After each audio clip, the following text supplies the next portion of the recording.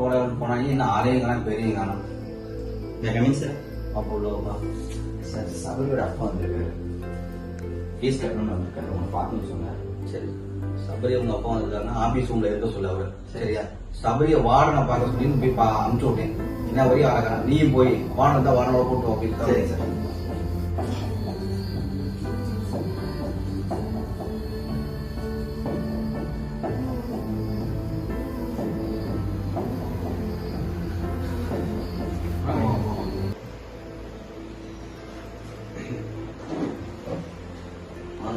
Admission போறப்ப உங்களை பார்த்தது. இப்பதான் வரீங்க. பையனை சேர்க்கணும். சரி சரி நல்லா இருக்கீங்களா? வீட்டுல நல்லா இருக்காங்களா? அப்ப என்ன விஷயமா இருக்கீங்க? பையனை ஸ்கூலுக்கு ஃபீஸ் கட்டணும். சரி சரி. பையன் வந்து சேட்டை ஓவர். என்ன படிக்க சொன்னோம்னா இப்படிங்கிறாப்புல, அதுக்கப்புறம் என்னமோ இப்படிங்கிறாப்புல, என்னென்னமோ டான்ஸ்லாம் ஆடுறாப்புல. சின்ன வயசுல இருந்தே பையனுக்கு நல்லா கலையில ஒரு ஆர்வம். டான்ஸ் அந்த மாதிரியுமே நானும் எவ்வளவு சொல்லி பார்த்தேன். ரொம்ப குரங்கு வச்சு தான் காமிக்கிறாப்புல அடிக்கடி. அந்த ஆர்வம் நீங்க வேற ஒன்றும் இல்லை.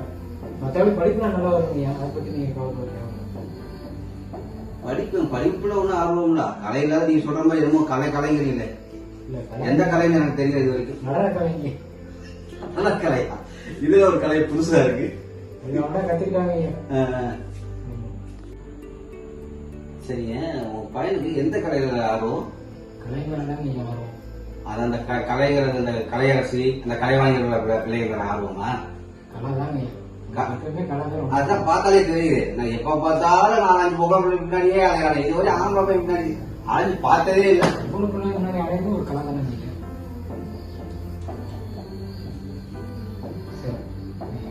பையன் சின்ன வயசுல தூக்கம் இருக்குது.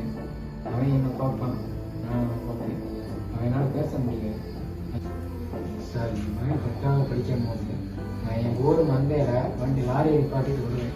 அப்ப எங்க ஓடி வந்து நைனா அப்படின்னு கட்டி பிடிச்சி எங்க கண்ணத்துல முத்தம் கொடுப்பான். அந்த ஒரு முத்தம் அவன் கோடி ரூபாய் கொடுத்தாலும் ஈடாகாது. அதே மாதிரி அவன் கோடி ரூபாய் சம்பாதிச்சு கொடுத்தாலும் அந்த ஒரு முத்தத்துக்கு ஈடாகும். என் மகன் இப்ப காலேஜ் படிக்கிறான் சார். அதே மாதிரி நான் ஊர்ல இருந்து எங்க ஊர் மந்தையில லாரியில வந்து இறங்குவேன். என் மகன் எங்க வீட்டு ஜன்னல்ல இருந்து பார்ப்பான். நான் வர்றது பார்த்தும் கூட கண்டுக்காம அப்படியே வீட்டுல இறங்கி போயிடுவான் சார். என் பையன் அப்படி இருக்கிறது என்ன காரணம் தெரியுமா சார்? நான் லாரி டிரைவரா வேலை பார்க்கறது அவனுக்கு பெரிய விஷயம் கிடையாது. நான் போட்டிருக்க உடை தான் அவனுக்கு அப்படி இருக்கிற காரணம் சார். இதுதான் என் பையனோட குணம். இதே என் கூப்பிட்டு வச்சு நீங்க சொல்றது பார்த்தா இதுதான் உங்களோட குணம் சார். இப்போ என் பையனுக்கு நான் இவ்வளவு பணம் எப்படி படிக்க வைக்கிறேன்னா அவன் நல்லா படிப்பாங்க இருக்காங்க. நீங்க என்னன்னா ஆனா அவன் எப்ப பார்த்தாலும் படிக்கல இடிக்கணும். அவனை எப்ப பார்த்தா ஒவ்வொரு குறையா சொல்லிட்டே இருக்கீங்க. அதாவது அந்த குறைய வந்து நீங்க தான் சார் திருத்தணும். அதவே வந்து ஒரு அப்பாவை என்கிட்ட சொன்னீங்கன்னா அது என்னால தாங்க முடியாது சார். என் பையனை படி நான் ஒருத்தவனுக்கு ஒவ்வொரு திறமை இருக்கும். ஒருத்தர் விளையாட்டுல திறமை இருக்கும், ஒருத்தவனுக்கு வந்து நடனத்துல திறமை இருக்கும். இதுவே ஒரு பணக்கார பையன் வந்து ஒழுங்கா படிக்கிறனா அவங்க அப்பாட்ட எப்படி சொல்லுவீங்க? அவன் நல்லா படிக்கிறான் அப்படின்னு சொல்லுவீங்க. காரணம் அவங்க வீட்டு காசு. அது எங்ககிட்ட கொஞ்சம் கம்மியா தான் இருக்கு. எங்களுக்கும் கொஞ்சம் முக்கியத்துவம் கொடுங்க சார். அப்பதான் நாங்களும் எங்க பிள்ளைகளை மறுபடியும் இருக்கணும். நீங்க சொன்னீங்க கேட்டேன். நானும் அப்படிலாம் எது இல்லைங்க சார். அந்த காலத்து பையனும் சரி, இந்த காலத்து பசங்களும் சரி, சரிங்களா? அப்பாவுக்கு ஒண்ணுன்னா எல்லாமே வந்து பசங்க வந்து முன்னாடிதான் நிற்பாங்க. சரிங்களா? நானும் ஒரு அப்பனுக்கு பிள்ளை தான். சரிங்களா? சரி சார், நான் கிளம்புறேன் சார். என் பையனை நல்லபடியாக பார்த்துங்க சார். சார் என் பையன் என்ன உங்க பையன்? சரிங்களா?